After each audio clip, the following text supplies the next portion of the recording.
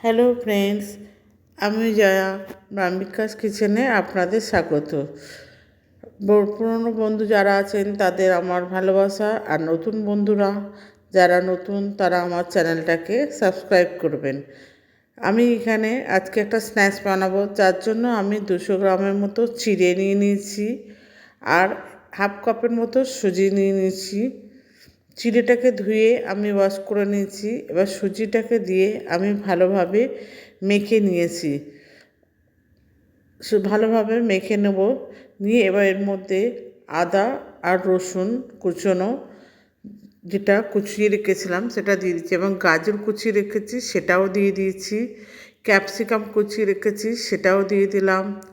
দিয়ে এবার পেঁয়াজ কুচিয়ে রেখেছি সেটাও দিয়ে দিলাম। এবার দিয়ে দিলাম কিছুটা কাজু বাদাম আর কিছুটা ক্যাপসিকামের সাথে কিছুটা কাঁচা লঙ্কাও দিয়ে দিয়েছি। এবার দিলাম নুন, বিট নুন, তার সাথে দিলাম আমি একটু জিরে গুঁড়ো ভাজা, আর দিয়েছি একটু চাট মশলা, সেটাও আমি দিয়ে দিলাম। দিয়ে এবার ভালো করে আমি এগুলোকে মেখে নেব।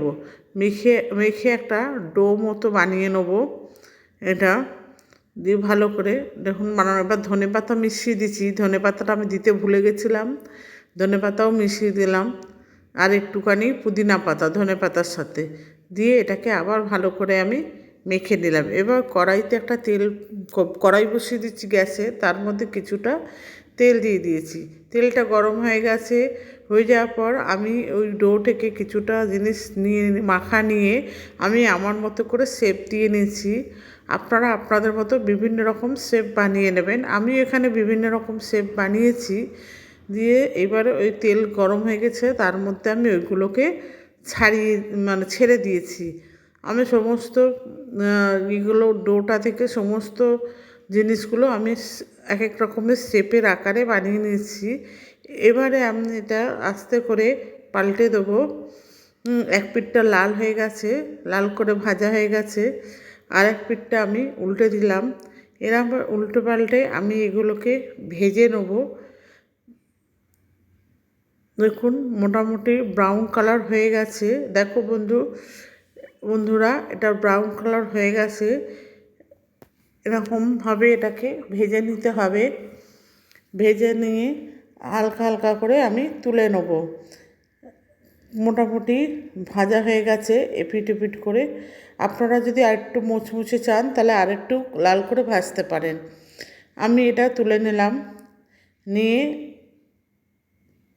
বাকি যে এটা থাকবে শেপগুলো, সেগুলো আস্তে আস্তে আবার ছেড়ে দেবো। দিয়ে এবং এইভাবে আস্তে আস্তে সবকটা ওই শেপগুলো এক এক রকমের শেপ করে করে বানিয়েছি, সেগুলো আমি ওর মধ্যে দিয়ে দিয়েছি। আমার এটাও ভাজা হয়ে গেল। আমি এবারে আস্তে আস্তে উল্টে পাল্টে দিয়েছি, দিয়ে এপিট ওপিট করে ভেজে নিয়েছি। আপনারা আপনাদের মতো করে ভেজে নেবেন। বন্ধুরা,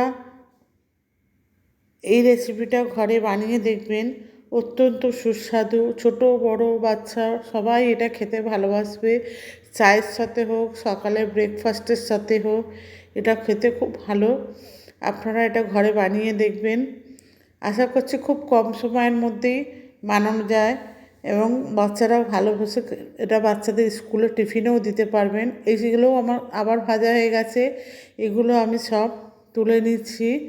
বাচ্চারা যখন একঘেয়েমি খাবার খেতে অপছন্দ করবে, তখন এইভাবে ওদের স্কুলে টিফিনে বানিয়ে দেবেন। বন্ধুরা, আমার এই রেসিপিটা যদি ভালো লাগে তাহলে আমার চ্যানেলটাকে সাবস্ক্রাইব করবেন, বেল আইকনটা প্রেস করে আমার পাশে থাকবেন।